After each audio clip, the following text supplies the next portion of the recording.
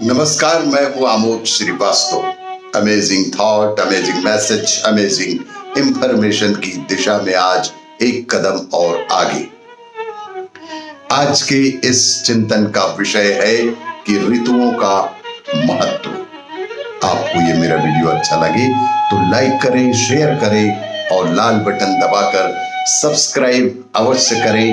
साथ ही bell icon दबाना बिल्कुल ना भूलें। हमारे जीवन में हर ऋतु का अपना एक अलग ही महत्व है। वसंत ऋतु का भी और पतझड़ का भी। मनुष्यों को तो वसंत ऋतु सदा बनी रहे ऐसा ही अच्छा लगता है। अधिकांश लोगों को सिर्फ और सिर्फ वसंत ऋतु ही जीवन में आता है, परंतु ऐसा बिल्कुल भी संभव नहीं है। यह संसार ईश्वर द्वारा संचालित है। ईश्वर सबका रक्षक है, इसलिए ईश्वर केवल मनुष्यों के सुख के लिए ही संसार को नहीं चलाते। यहां वर्ष भर के सब दिन एक जैसे नहीं होते। एक वर्ष में अनेक ऋतुएं आती हैं। सबका अपना अपना अलग अलग महत्व है हमारे जीवन में। वसंत ऋतु भी चाहिए, ग्रीष्म भी चाहिए, वर्षा ऋतु भी चाहिए, शीत ऋतु भी चाहिए और संसार को परिवर्तित करने के लिए पतझड़ भी चाहिए, ताकि वृक्षों के पुराने पत्ते झड़ जाएं, पक्षियों को अपने घोंसले बनाने के लिए तिनके भी मिल जाएं। यदि सदा वसंत ऋतु ही बनी रहेगी तो पक्षी बेचारे अपना घोंसला बनाने के लिए तिनके कहां से लाएंगे। सोचिए कि यदि वर्ष भर वसंत ऋतु ही बनी रहे तो बेचारे पक्षी अपना घोंसला बनाने तिनके कहां से लाएंगे। इस संसार का संचालन ईश्वर द्वारा किया जाता है। ईश्वर सबके माता पिता हैं। वह केवल मनुष्यों का ही ध्यान नहीं रखते, वरन समस्त प्राणी जगत की उन्हें रक्षा करनी होती है। ऐसा नहीं है, वह पशु पक्षियों, जंगली जानवरों, समुद्री जीव जंतुओं आदि सभी प्राणियों का ईश्वर सदैव ध्यान रखते हैं। सभी के जीवन की रक्षा ईश्वर ही करते हैं।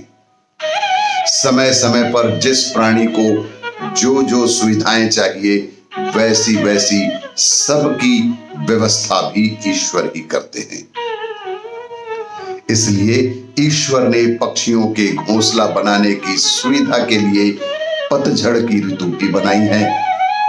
इस ऋतु में वृक्षों के पुराने पत्ते झड़ जाते हैं और पक्षियों को अपने घोंसले बनाने के लिए तिनके भी आसानी से मिल ही जाते हैं। इधर पक्षियों को तिनके मिल जाने से उनकी चिंता मिट जाती है।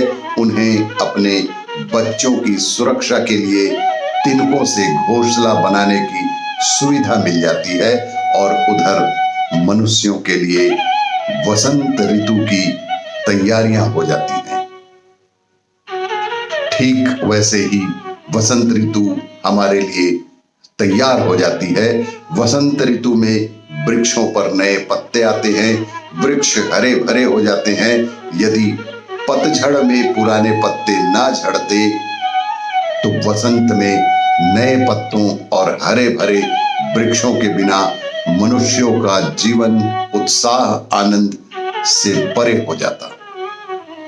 मनुष्यों का उत्साह आनंद बनाए रखने के लिए पतझड़ के बाद वसंत ऋतु बेहद आवश्यक है।